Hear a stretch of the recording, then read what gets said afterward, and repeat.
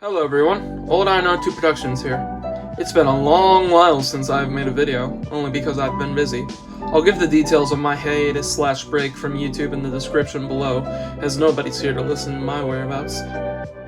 Given how it's been a few weeks since the Audrey Extravaganza 2025, there's been a lot of buzz over recent things happening, such as the appearance of Sir Handel, Rusty, Duke, Mike, and the very well-known Albert and Gerry.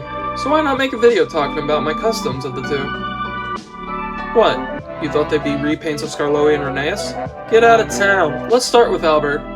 Albert was the number 5 of the Mid-Soto Railway, and pulled his own passenger service named the Parliamentary. He worked on the line until being sold alongside Jim and Tim in 1936. For the longest time, Albert was known to be a Hughes Falcon 040 saddle tank, akin to Falcon. Then in 2021, Luke Ryan dropped his video, Mid-Soto Mysteries, debunking the railway's roster of engines, and thus Albert became a maroon 060 tank. You see, there are many iterations of Albert. 3, take it or leave it. Okay, 3. Mark I was a Baldwin 040 saddle tank, Mark II was the well-known Hughes Falcon, and Mark III was the Gem Very Kit Type B. While it was interesting and entertaining knowing about the real railway roster, I take issue with Mark III. While it is a freelance locomotive, it's very similar to Jim and Tim, who were built using the same kit as Albert. Now I know many railways had hundreds of the same loco class, even the Chorus Railway had 3 Hughes Falcons. My point here is that I much prefer Albert Mark II, and I'm not saying that because I've had a model of this guy for the past 5 years, but because it's very similar to the real life Chorus, and this Albert is based on a real locomotive, unlike Mark III. Really, you could have both Alberts if you wanted to, maybe all 3 if you're that insane. With all that talking out of the way, let's talk about the custom. Now, the making of Albert dates back all the way to, I believe, the end of 2019, probably before 2020. Yikes. Albert was made from a 2008 wooden railway Sir Handel with the face from Thomas Wood James. The paint I used was a bright blue, which I forget the name of, but I know the brand doesn't make it anymore, and I think it's gone out of business.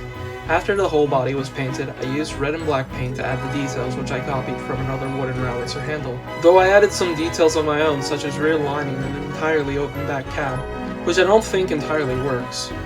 I said entirely twice, didn't I? And that's it. Albert isn't my finest custom, but he was one of the earliest ones. Someday I might redo him with less clumpy paint and use a paint that looks much better, and even matches the blue of the other wooden railway engines. I might give him an extended cab akin to how Sir Hayden looked before her rebuild, but for now I'm content with my Albert custom. Alright, 1 engine down and 1 to go. Gerry doesn't have a whole lot of history as Albert does, but he came to the Mid-Soto for a while and went. He did pull the horse and cart before Jim did. His model comes from the Pecco Jeanette kit that loosely resembles an Andrew Barclay 060 tank. Gerry became a spare engine as more engines were added to the layout and ended up being turned into an 040. I much like the Andrew Barclay for Gerry, and even like for him and John being on the railway much longer than the others. I headcanon the two become the railway's number 9 and 8, because who can't say you can have too many engines? When hard times fell and they became very worn out, they were the first to be sold, right before Jim, Tim, and Albert. A blue and green engine being the first to go. Reminds you of someone? Now let's look at the custom. The making of Gerry was messy, to say the least. His smokebox, boiler, wheels, and tanks were made of 2 old-style wooden railway Duncans. His cab was from a wooden railway 2008 Stanley, and his running board and chassis was from a 2009 Charlie. Talk about Frankenstein. I thought the tanks and boiler were too low, so I added some balsa wood underneath them to lift them up a bit. After gluing the components down, I sanded him and got ready to paint him green. Keeping accurate to the real model, I didn't paint his name or number, or any other detail. Only the cab doors and the running board.